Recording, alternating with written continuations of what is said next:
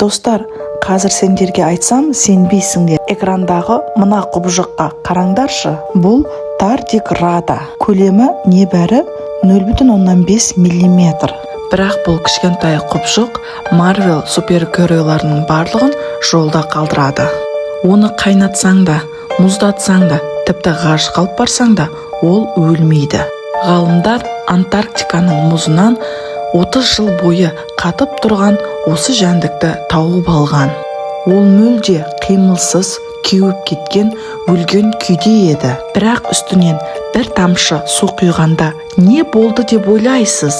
Ол жай ғана тұрды да тамақ іздеп кетті. 30 жыл өтсе де ойлай беріңіз. Оның төзімділігі ақылға сыйымсыз. Себебі 150 градуста оны қайнатсаң да, күйдірсең де денесі былқ етпейді.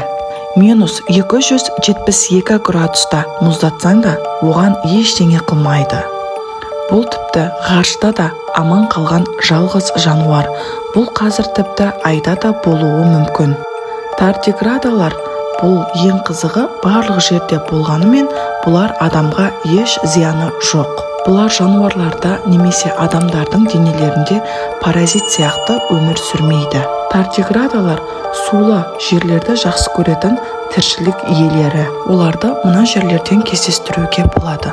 Гималай тауларының басында 6000 метр биіктікте немесе мұхиттың ең терең 4000 метр тереңдікте де кездестіруге болады. Немесе жай ғана сенің аулаңда да және ағаштарда да бұл өмір сүре береді.